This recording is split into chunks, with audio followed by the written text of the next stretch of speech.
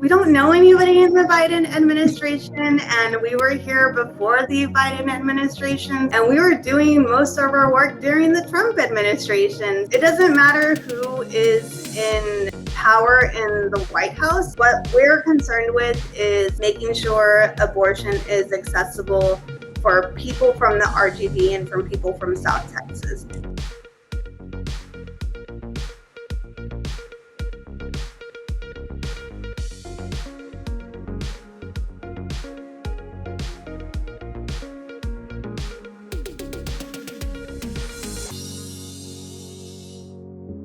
My name is Zaina Zamora. My pronouns are she, her. I'm Kathy Torres, CATHYTORRES, and I use she, her, ella pronouns. Frontera Fund is an abortion fund that serves the Rio Grande Valley and Deep South Texas. We provide financial and practical support for anybody who is seeking an abortion in South Texas and anybody from the Rio Grande Valley who has to seek an abortion elsewhere.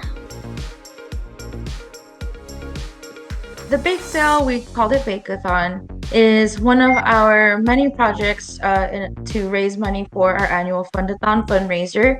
Usually ranges in the springtime, and we do that as sort of like a direct push to raise funds to directly fund abortion in the Rio Grande Valley. This is about our 4th or 5th year hosting a bake sale in general with Frontera Fund.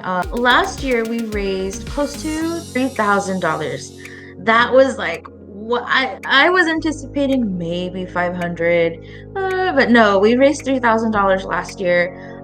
We had Lean sort of organize the first one. One of our lead volunteers, Eileen Garza, she started the first organizing the first bake sale. Our first 3 were in person. 2020 comes around, we had a lot of events lined up in person, and then boom, Miss Rona came in to invade us.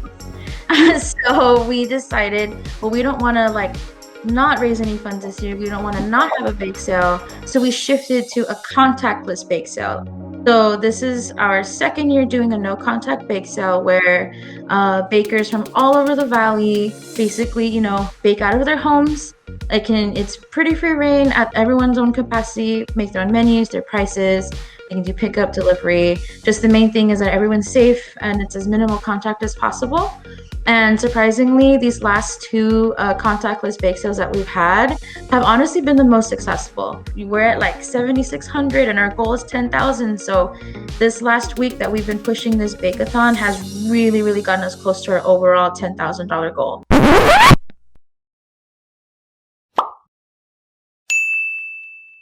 So either way, we're making more than 1,000 with bake sales. Who would have thought, making some lemon cake and cookies, would get us to this point. Another event we're having is on April 30th at 7 p.m. We are having a virtual loteria night. So we contacted different local businesses and organizations, some other Texas abortion funds, and we got prizes from them, and it's going to be a lot of fun. It's a $5 minimum donation, and you can find how to access it through our Instagram and Facebook. If you want to get more involved with Frontera Fund, you can go ahead and go to our website, fronterafundrgv.org, and there's a volunteer kind of sign-up sheet so you can tell us that you're interested in volunteering. We're part of the Texas Abortion Fund Coalition, and we have our bill currently in the Texas legislature called Rosie's Law. So what Rosie's Law would do is it would restore health insurance coverage and Medicaid coverage for abortion care in Texas. Legislatures are just trying to seep into our care, into our ability to access care. That impacts our, right to privacy and other things. We need to normalize our conversation around abortion. Abortion's healthcare. It's normal. It's something that people do and want to do or need to do, right?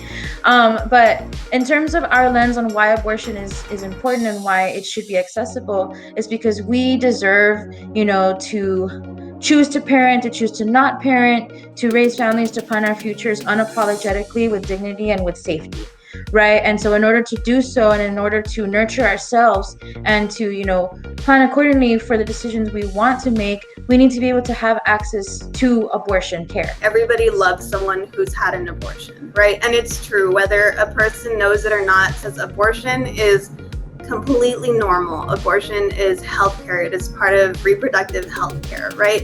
And we talk to people every day who are trying to navigate getting abortion care for themselves, and they are just doing what they feel is best for themselves and their family. Politicians need to do things that give us the freedom and the right to be able to kind of get all manners of reproductive health care, including abortion, and they need to stay out of those personal decisions, because no one lives your life but you, and you have to have the say of whether or not you choose to become a parent or not.